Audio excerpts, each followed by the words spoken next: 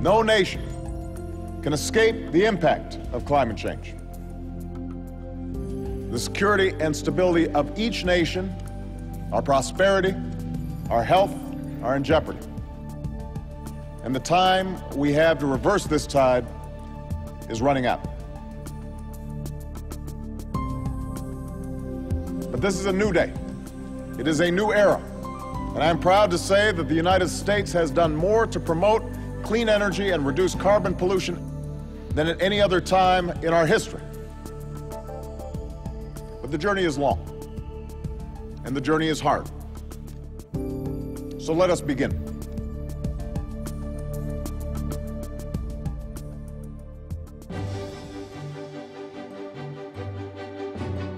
In this land of enterprise and innovation, there's a new sense of purpose. As government, business, and the American people fashion a clean energy future, committed to protecting the environment and stimulating growth. When Congress passed the American Recovery and Reinvestment Act, they set aside $80 billion for investments to support clean energy, new jobs, and new approaches to meeting our energy needs.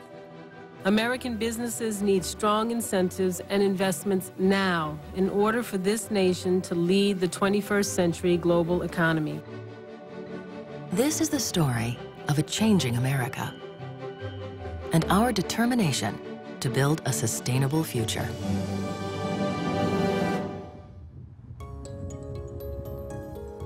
The federal government is spending $5 billion to help its citizens weatherize their homes. Here in Wisconsin, winters can be brutal, and the state makes good use of the federal dollars. We're a cold weather state, and it's very important for us and very important for the people of Wisconsin if they can save energy, not pay as much for their heating bills in the winter. That's a lot of money for people. Project Home is one nonprofit that helps implement the program. We are state funded, and we also have a lot of stimulus money, and we've hired an extra 20 people on our staff. They're allowing us to weatherize more homes, put people back to work, and create a lot of green jobs in the energy field. We win on many different levels with a program like this. The amount of energy that we will save over the next 2 years is the equivalent of the electricity and heating use of 175,000 homes. I'm going to save money, I'm going to be healthier, so I'm really happy and grateful. Across America, buildings account for 40% of carbon emissions. And while it may be easier to construct new buildings that are energy efficient, older buildings can be made more sustainable too, like New York's Empire State Building. In the United States alone, 75% of buildings are 20 years old or older. And so it's critical, if we're to address the issue of carbon footprint reduction and climate change, that we focus on improving the performance of existing buildings. We're going to reduce the energy consumption of this building by 40% at the end of a 36-month period. Management is spending $550 million to improve the energy, water, and air control systems. And making this cultural icon more energy efficient will serve as a model for buildings all over America. When we talk about a building of magnitude of the Empire State Building, it's almost 3 million square feet. And if we can improve the performance of a building that's already performing very well, then we can achieve these kinds of results anywhere.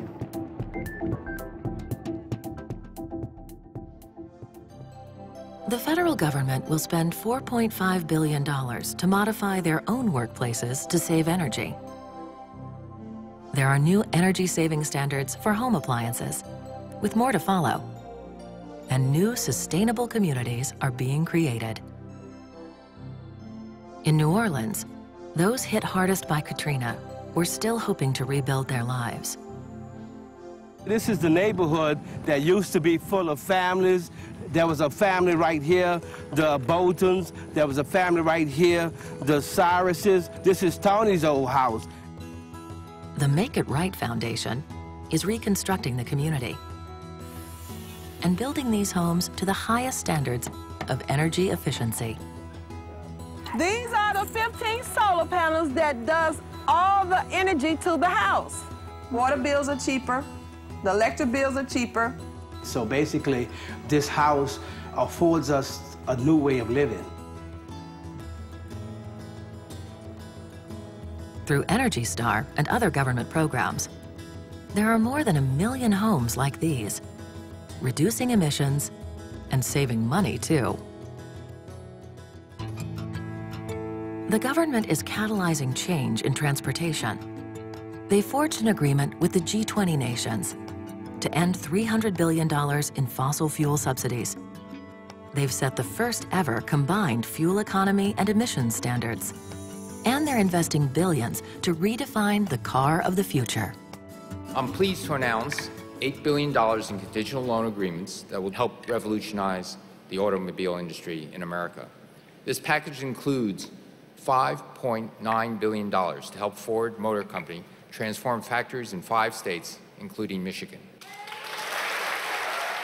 As governor of a state of 10 million people that have been struggling with the challenges of the restructuring in the auto industry and the manufacturing sector, this really gives us a gift of hope. It is the start of a new day for Michigan.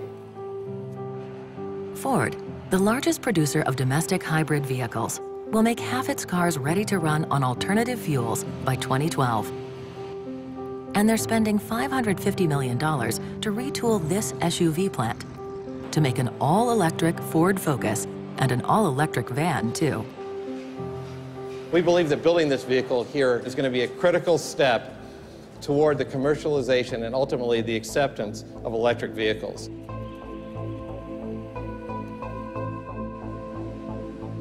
But all electric vehicles are still a work in progress. So government research is also focused on fuel efficiency, like hydraulic hybrid technology, developed here at the National Fuel and Vehicle Emissions Lab.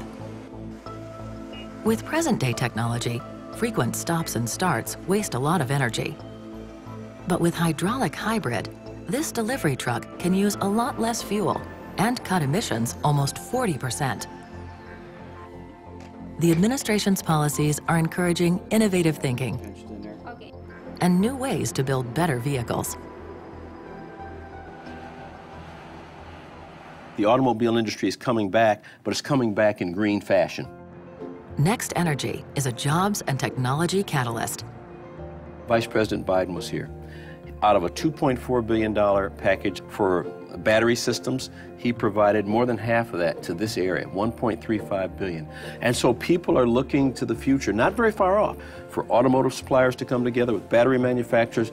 And then you've got the tens of thousands of engineers, scientists, technicians, skilled people, skilled in the expertise of making cars, who live in this area, who now get a chance to go back to work and bring this community back up around something they love.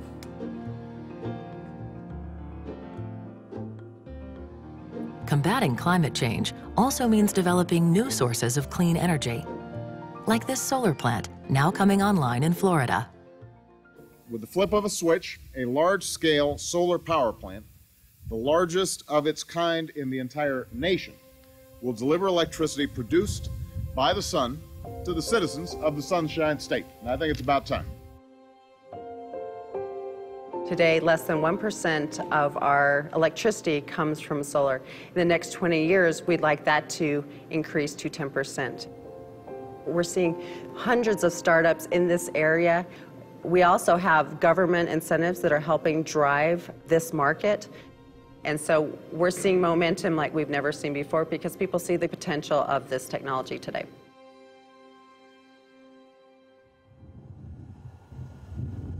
Stimulus money is driving the change from a petroleum-based economy.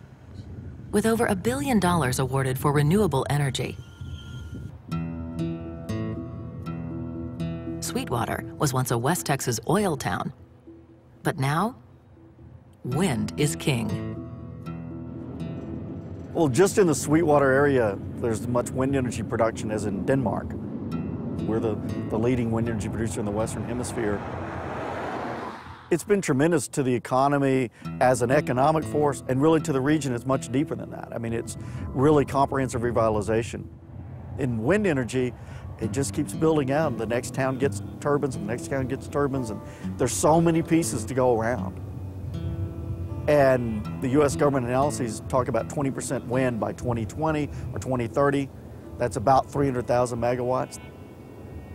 That's 100 Sweetwaters.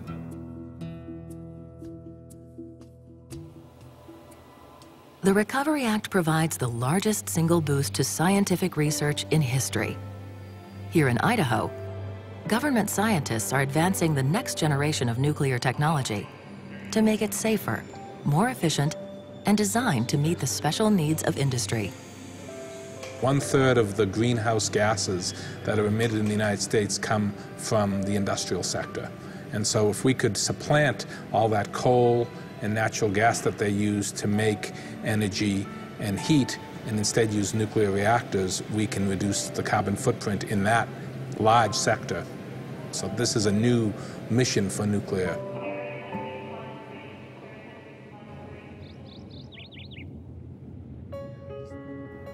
In Colorado, government scientists are helping develop the next generation of biofuels. Today, it's just 9% of our fuel supply. But soon, cars will be using ethanol made from grass, wood chips, and other plant materials.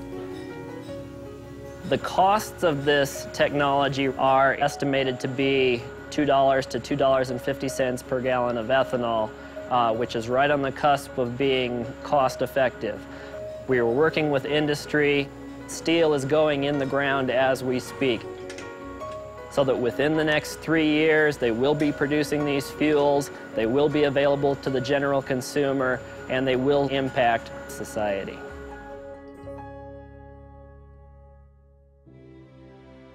To reduce CO2 emissions, the government and corporate partners are studying ways to capture, compress, and store carbon dioxide deep underground. We look at emissions from our plants and say, how can we reduce those emissions, but at the same time learn a new technology that can be applicable elsewhere? And that's what this carbon sequestration project does.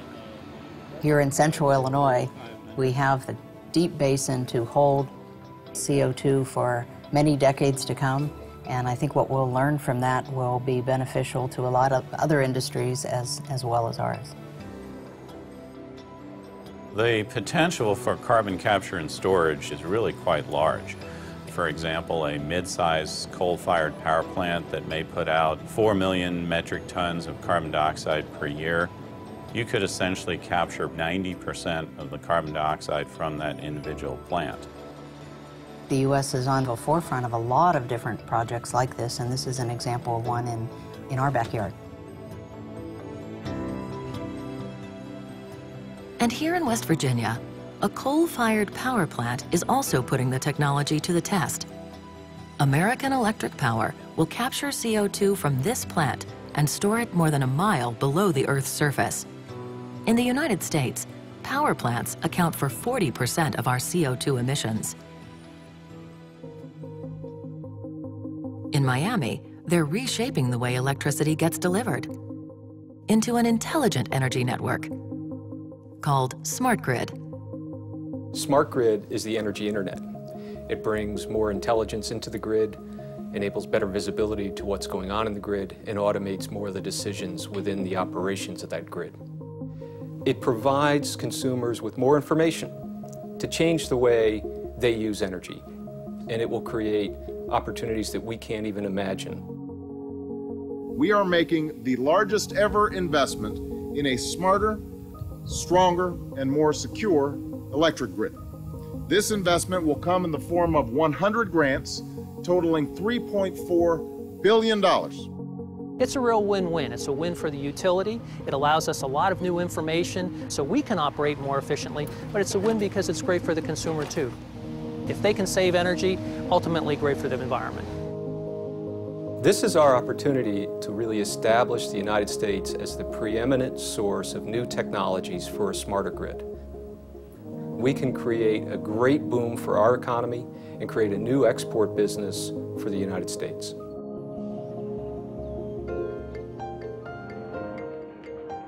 In an ever-changing world, how can nations plan for the future, stave off threats to ecosystems, health, and our atmosphere? No nation can do it alone, which is why the U.S. helped create the International Environmental Network, called GEOS. GEOS is the Global Earth Observation System of Systems. It is an infrastructure that's allowing us to leverage networks of Earth observations across the globe.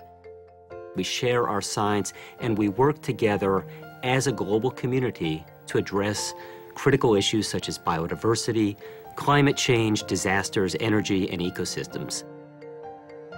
What's exciting about GEOS is that over 70 countries have come together to make it a reality, to understand and protect our home planet.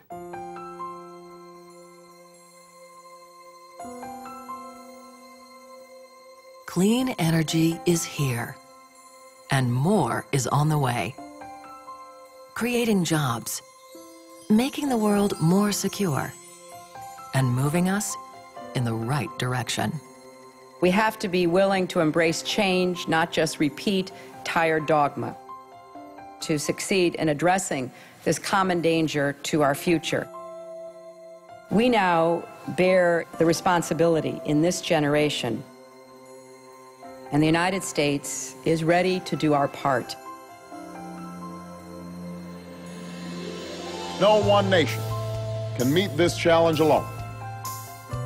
If we can resolve to work tirelessly in common effort, then we will achieve our common purpose.